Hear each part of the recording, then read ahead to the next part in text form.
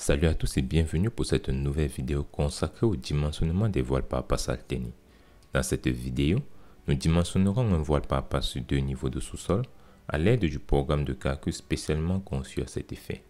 Vous avez la possibilité de télécharger tous ces programmes de calcul et des outils qui vous aideront à gagner du temps lors de la production de vos plans de ferraillage en achetant la formation sur le dimensionnement des voiles parapace disponible sur la plateforme de formation www.softlearnings.com. On vous en dit plus dans la suite de cette vidéo. Mais avant d'entrer dans le vif du sujet, pensez à vous abonner et à activer la cloche de notification pour accroître vos compétences dans le domaine de la construction.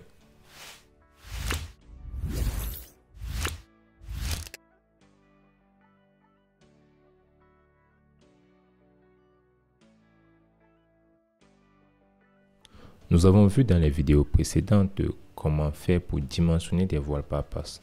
Nous avons vu les différents procédés en phase provisoire et en phase définitive. Cette fois-ci, nous allons voir à partir de maintenant, on va utiliser des cas pratiques, c'est-à-dire on va prendre des projets réels et on va voir comment dimensionner les voiles parapace en utilisant les programmes fournis dans le support de cette formation. Et par la suite, on verra comment matérialiser les armatures trouvées dans la note de calcul. Pour cela, on va commencer par voir déjà notre premier cas d'exercice qui sera un bâtiment de R+4 avec 2 niveaux de sous-sol. Les données géotechniques qui ont été réalisées sur site nous donnent que nous avons une couche en sable limoneux dont le poids volumique fait 16 kN par mètre cube avec un angle de frottement de 35 degrés. On a une cohésion de 3 kPa. Le rapport géotechnique nous préconise de faire des voiles parapace alternés d'une hauteur maximale de 1,5 m et d'une largeur de 2,5 m de max. Donc, on a aussi la contrainte à la base des semelles de béton qui a été donnée, qui est de 4 bars à l'ELS. Ce qui est là, c'est que nous allons maintenant voir les données qui sont données par l'ingénieur structure, qui sont la charge avoisinante, qui se trouve juste aux environs de notre voile contre terre. Dans notre cas, c'est 0 kN en G et en Q. La descente de charge nous donne sur les voiles 97 kN en G et en Q nous avons 13 kN. Nous allons donc aller sur notre fichier AutoCAD pour voir à quoi ressemble notre modèle. Nous avons notre fichier AutoCAD. Ce fichier AutoCAD est aussi disponible dans le support de cette formation. On se rend compte qu'on est dans cette zone. On a deux sous-sols qui est le sous-sol 1, le sous-sol 2. Et à la fin, nous avons un radis. Nous avons notre voile contre terre. Nous avons les différentes dimensions. Cette fois-ci, nous allons donc travailler déjà avec ceci et nous allons voir comment intégrer toutes ces informations dans notre programme de calcul. On a lancé le programme de calcul qui se présente de la sorte. À ce niveau, vous pouvez entrer le nom du projet. Je vais simplement l'appeler projet 1. Ensuite, nous avons les hypothèses. Quelle est la classe structurale de notre bâtiment? C'est un bâtiment dont la classe structurale c'est S4. La classe d'exposition maintenant, nous allons choisir par exemple là que c'est du XC2. Notre enrobage, on va prendre comme enrobage 4 cm. Une fois que vous avez défini cela, vous pouvez définir les hypothèses des matériaux. On va garder comme béton le C30-35, C30-37, le poids volumique à 25 kN par mètre cube. Le diagramme de déformation, ici c'est le diagramme de déformation du béton. Vous avez le choix entre le diagramme de déformation parabole rectangle ou bien bilinéaire triangle rectangle ou un diagramme de déformation avec le rectangle simplifié. Nous allons garder le parabole rectangle parce que c'est celui qui se rapproche le plus du comportement réel de notre béton. En acier, nous allons utiliser des HA500 avec une ductilité B. Une fois que nous avons terminé, on va venir entrer les données géotechniques. Vous vous rappelez, nous avons dit que les données géotechniques c'est 16 kN, 35 d'angle de frottement et 3 kPa. On va donc baisser cela. On va simplement venir mettre là déjà le poids volumique de terre, c'est 16. L'angle de frottement c'est 35. On a 3 kPa. Vous allez remarquer que le coefficient de poussée se calcule de manière automatique. Au niveau des surcharges qui ont été données par l'ingénieur structure, nous remarquons que nous avons une surcharge avoisinante qui est de 0 kN comme cela est préconisé, et là la descente de charge qui vient de la superstructure est de 97 kN en G et de 13 kN en Q. Maintenant que nous avons entré toutes les données de surcharge, nous allons maintenant entrer les données géométriques de notre projet. Nous allons remarquer qu'ici, nous avons le niveau haut qui correspond à cette zone, donc au premier sous-sol. Nous avons le niveau bas qui correspond au deuxième sous-sol. Pour ce faire, on va mettre notre plan AutoCAD là et notre fichier Excel. On va déjà le réduire à cette partie. Voilà. On va mettre ainsi. On se rend donc compte que ici on a au premier niveau qui est le sous-sol 1. On a la hauteur sous plancher. La hauteur sous plancher ici me donne 2,71. Donc je mets 2,71. Ensuite, l'épaisseur du plancher, c'est 0,23. La hauteur de l'axe du buton, donc c'est cette hauteur qui tend d'ici jusque là, donc par rapport à notre origine. On va supposer déjà pour un début qu'on va mettre par exemple à 4,20 m en hypothèse. Ensuite, on va nous demander la hauteur de la bande noyée HBN1. On va mettre 0,6. On va passer à l'étape suivante. Ici, la hauteur sous plancher, c'est de 2,30 m. Nous avons l'épaisseur qui est de 0,22. Ensuite, nous avons l'axe du buton qui se trouve par exemple à 1 m. On a la hauteur de la bande noyée, on va mettre 0,6. On a maintenant l'épaisseur de la fondation. On va se rendre compte que ici, l'épaisseur de notre fondation, qui est le radier ici, c'est de 55. On va donc mettre dans l'épaisseur de notre fondation à 0,55. Une fois que l'on a mis, on peut revenir sur notre volet. On va revenir là, on va voir qu'on a l'épaisseur du voile qui était de 25 cm, on met 0,25. La profondeur de la semelle des butons par rapport à l'origine, donc c'est cette profondeur-ci. Vous allez remarquer ces profondeurs par rapport à l'axe de la semelle. On va mettre 1 mètre déjà. Ensuite, on a la distance horizontale des butons. La distance horizontale, c'est-à-dire la distance projetée qui est celle-ci. On va mettre déjà par défaut, on va par exemple mettre là 3 mètres. On a maintenant l'espacement entre les butons. Vous vous rappelez, on a dit que l'espacement maximal entre les différentes passes qu'on pouvait réaliser est de 2,5 m. Donc, c'est-à-dire ici, si on met 2,5 m, on pourra continuer. La hauteur totale du voile est calculée de manière automatique avec les données. Et nous allons donc maintenant voir ce qui est donné dans le diagramme. On va remarquer que la première partie, c'est en phase provisoire. Et on remarque qu'en phase provisoire, on a nos butons qui sont matérialisés. Et nous avons notre voile qui travaille sous forme de porte-à-faux de part et d'autre. Le schéma RDM ressemble à celui-ci, où nous avons nos butons qui sont représentés à ce niveau. Lorsque nous avons nos éléments, on se rend donc compte que nous avons les moments max qui sont déjà calculés au niveau des appuis. Donc, le buton bas, on a 16 kN. Au buton haut, on a 5 kN. Et en travers, on en a 14 par rapport à ce que nous avons mis. Nous avons aussi nos efforts tranchants qui sont disposés de la sorte. Nous allons donc continuer. On se rend maintenant compte que nous arrivons en phase définitive de chantier. Dans la phase définitive, on se rend compte que la structure va fonctionner cette fois-ci en flexion composée parce que nous avons la compression qui est due à la descente de charge. Le schéma RDM se matérialise de la sorte et donc nous allons continuer. On se rend compte qu'on a le diagramme des moments fléchissants qui apparaît. On a directement nos différents diagrammes qui est disponible. Donc on va venir, on va regarder maintenant nos éléments sur cette zone. Lorsqu'on a continué cette vidéo, nous voulons vous présenter la plateforme de formation Soft Learnings. Sur la plateforme, vous avez plusieurs formations qui sont disponibles dans les domaines de la construction.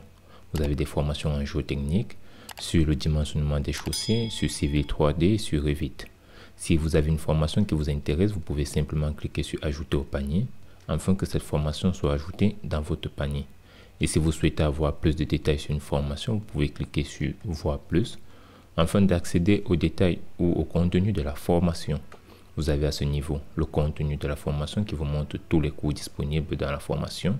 Vous avez la description de la formation qui vous donne tout en détail ce qui concerne la formation. Vous avez la zone outils et applications pour les différents outils qui seront nécessaires dans la formation. Vous avez la possibilité à la fin de cette formation d'obtenir une attestation si vous le souhaitez. Et lorsque vous êtes satisfait, vous pouvez simplement cliquer sur Ajouter au panier.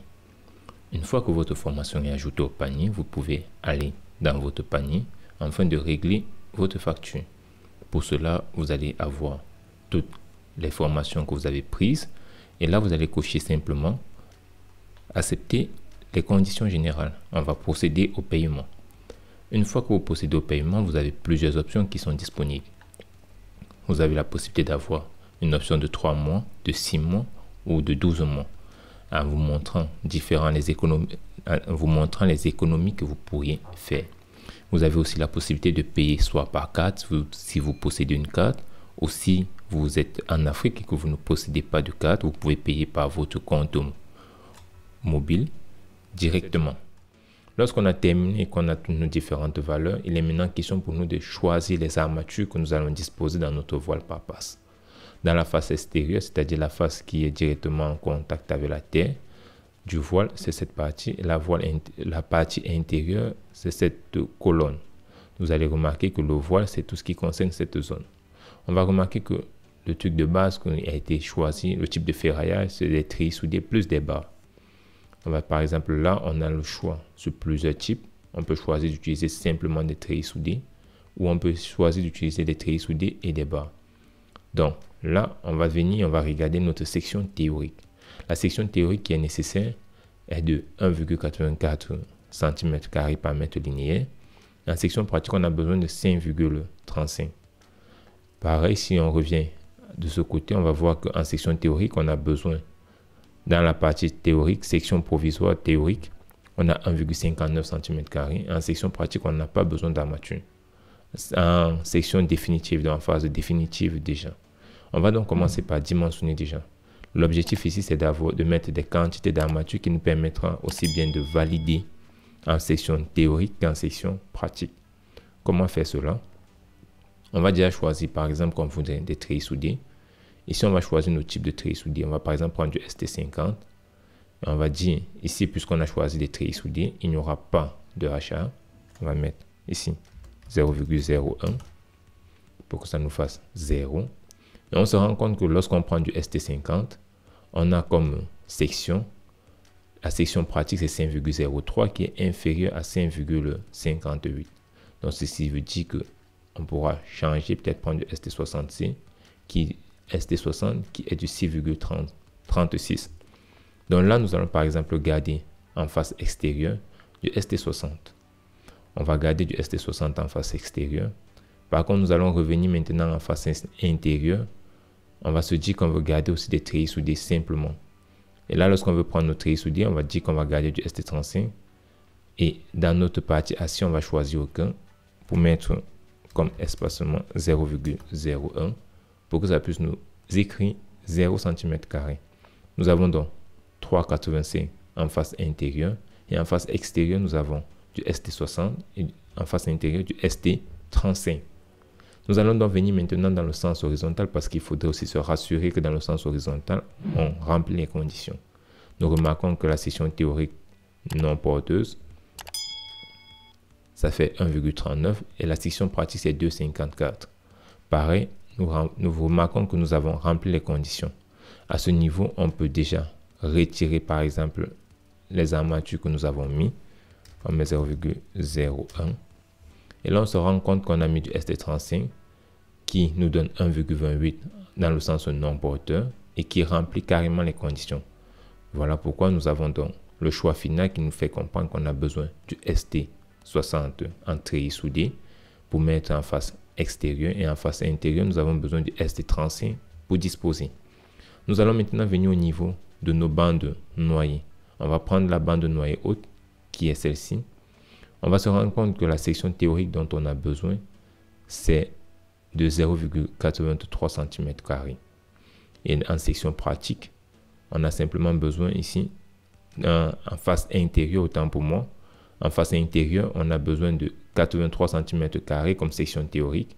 Et en face extérieure, on a besoin de 1,92. Donc ceci dit, pour une bande noyée de 60 par 25, on peut réduire notre bande noyée. Et on va regarder de l'autre côté. On voit que c'est pareil. Donc, ce qu'on pourra faire, c'est qu'on va réduire nos bandes noyées. On va optimiser cela. On va optimiser notre bande noyée en venant sur hauteur de la bande noyée 1. On va mettre 0,4. Et ici, hauteur de la bande noyée 1, on va mettre 0,4. Une fois qu'on a mis nos 0,4 de part et d'autre, on peut donc revenir et on regarde. On voit qu'il n'y a pas une grosse différence. Donc, on a des bandes noyées de 40 par 25. On peut donc garder des 4H12 en face intérieure. Et en face extérieure, on va garder toujours 4H12. Donc, de part et d'autre, on a des H12. Lorsque nous revenons dans la face, sur la bande noyée basse qui est ici, on se rend compte que sur notre bande noyée, tout ce qu'on a besoin, à ce niveau, on a des 40 par 25. Et dans la partie intérieure, on pourra aussi disposer des 4H12. Donc, ici, on va prendre 4H12. Et là, on va continuer. On pourra garder notre section pratique à 4H12, ce qui est correct. Et là, pareil, nous allons mettre des fils douces. Et on va utiliser cette fois-ci à ce niveau 4 aussi. Donc, nous remarquons que lorsque nous prenons 4H12 de part et d'autre, nous avons des sections correctes qui fonctionnent, ce qui est plutôt pas mal. Lorsque nous revenons maintenant, nous avons les efforts dans les butons qui sont donnés. Il est à remarquer que ces efforts sont donnés à l'ELU, donc à l'état limite ultime. Donc, nous avons les efforts dans les butons. Nous voyons qu'à 30, le buton haut est incliné de 30 degrés. L'effort horizontal qui arrive est de 76,94 kN. Mais ce qui est repris dans le buton est de 153,98. Pareil, si nous revenons là, nous allons voir que le buton est incliné par rapport à la verticale de 56 degrés. Et nous avons l'effort repris par le buton qui est de 220 kN. On va donc regarder les vérifications à la contrainte. On va commencer par vérifier notre voile à la contrainte. Nous remarquons que toutes les vérifications sont OK. Parce que la fibre inférieure du béton, la vérification se fait déjà en section non fissurée. Et toutes les vérifications sont passées. Nous allons regarder aussi dans les bandes noyées.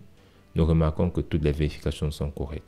Car si une vérification n'est pas bonne, elle va nous signaler directement là que la vérification n'est pas bonne. Une fois que nous avons terminé avec nos différents paramètres, que nous nous sommes rassurés que tous les éléments sont au vert et que nous pouvons valider, on va donc imprimer notre feuille qui va faire office de notre note de calcul. On va simplement venir là, on va faire fichier et on va faire imprimer. Lorsqu'on arrive sur l'impression, nous voyons que nous avons notre impression. On va regarder. On va voir que sur l'impression, la première page, c'est la page qui est prévue pour nos données. Ensuite, nous avons la deuxième page qui est notre schéma, le modèle physique et le schéma RDM. Ensuite, nous avons les différents diagrammes qui se présentent. Nous avons la phase définitive, les schémas RDM et les différents diagrammes. Nous avons les armatures qui nous ont été données par le programme. Et enfin, nous avons les différentes vérifications. Une fois que cela est correct pour nous, on va simplement lancer imprimer. On va faire imprimer. Et là, on va maintenant simplement entrer les informations. On va se dire que là, on va mettre simplement là, nos deux calculs, voile par passe, pour 2 niveaux. Tiret projet 1, donc vous mettez le nom que vous souhaitez, projet 1. On fait enregistrer. Une fois qu'on a enregistré notre projet, on va repartir dans le modèle, on va taper. Et on va voir que voici directement les informations qui apparaissent. Donc, on a notre note de calcul qui est là. On va remettre déjà le modèle à 125%. Voilà. Modèle de calcul, note de calcul des voiles par passe alternée. Donc, on a les hypothèses. On a notre schéma RDM. On a notre schéma RDM, on a le diagramme. Donc, c'est quand même correct et c'est pas mal. La deuxième partie de cette vidéo, on verra comment dessiner les armatures de ce projet. Pour plus de contenu, visitez le site www.softlearnings.com et ensemble, augmentons votre plus-value.